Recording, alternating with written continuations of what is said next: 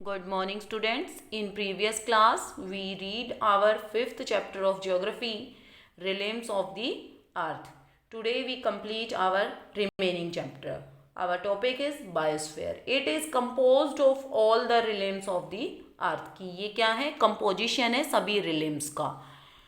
और life exist in this sphere, और इस स्फेयर के अंदर क्या है? लाइफ एग्जिस्ट करती है. लिथोस्फेयर, हाइड्रोस्फेयर, बायो एटमॉस्फेयर का जो एक कंपोजिशन होता है जहाँ पे वो तीनों मिलते हैं, तो वहाँ पे एक ऐसा स्फेयर बना हुआ है जो बायोस्फेयर कहलाता है. वहाँ पे जीवन संभव है. Ecosystem, interaction between all living organism and between these living organisms and their physical environment. और ये क्या है? इंटरेक्शन है ऑल लिविंग ऑर्गेनिज्म का और ऑल लिविंग ऑर्गेनिज्म और उनके जो भौगोलिक पर्यावरण है, फिजिकल एनवायरनमेंट है उसका. जैसे कि हम एक दूसरे के ऊपर निर्भर करते हैं. मानव क्या करता है? मानव जो मांस वगैरह है उसके ऊपर भी, एनिमल्स पे भी निर्भर करता है और पेड़ पौधों पे भी फल फूल के लिए निर्भर करता है.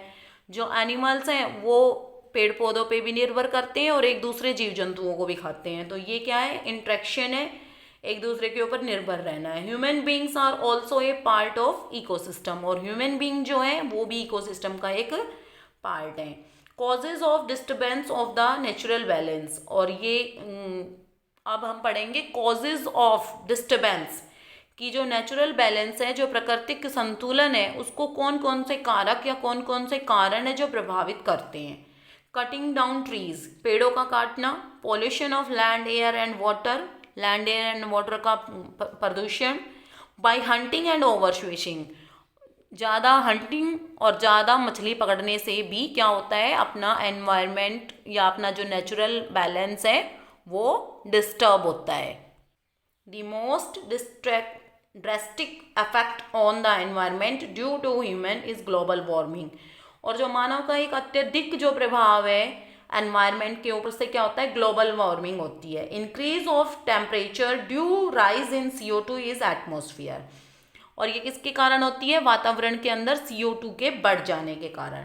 Affect of global warming, global warming के क्या क्या प्रभाव हैं?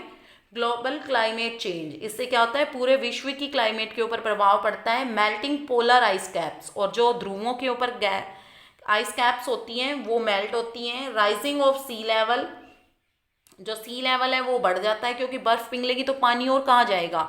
सी लेवल ही बढ़ेगा. अब exercise, fill in the blanks. Biosphere, lithosphere, hydrosphere and atmosphere, crust, earth gravity और ग्लोबल वार्मिंग. अब है choose the correct answer. First का CO2, evaporation, 7 atmosphere. True false? True true true true false. अब है अपने short question answer. What is biosphere? Biosphere क्या है? Biosphere is the narrow zone of contact between the three sphere where life can exist. कि तीनों layers का, तीनों spheres का एक जो ऐसा पार्ट जहाँ पे तीनों स्फेयर आपस में मिलते हैं और जहाँ पे जीवन संभव है, उस एक पतली सी नैरो जोन को क्या कहते हैं? बायोस्फीयर कहते हैं. What are 2 layers found in the lithosphere? Lithosphere के अंदर कौन सी 2 लेयर्स पाई जाती हैं? फर्स्ट है सियाल, आउटर लेयर जिसको बोलते हैं. सीमा, इनर लेयर बोलते हैं. Third question, state the importance of hydrogen and ozone. Hydrogen और ओजोन की क्या इम्पोर्टेंस है? Importance of hydrogen, it hydrate the human body. ये ह्यूमन बॉडी को हाइड्रेट करती है. मतलब जब मानव शरीर के अंदर ये रह के मानव शरीर को संतुलित रखती है, हाइड्रेट रखती है.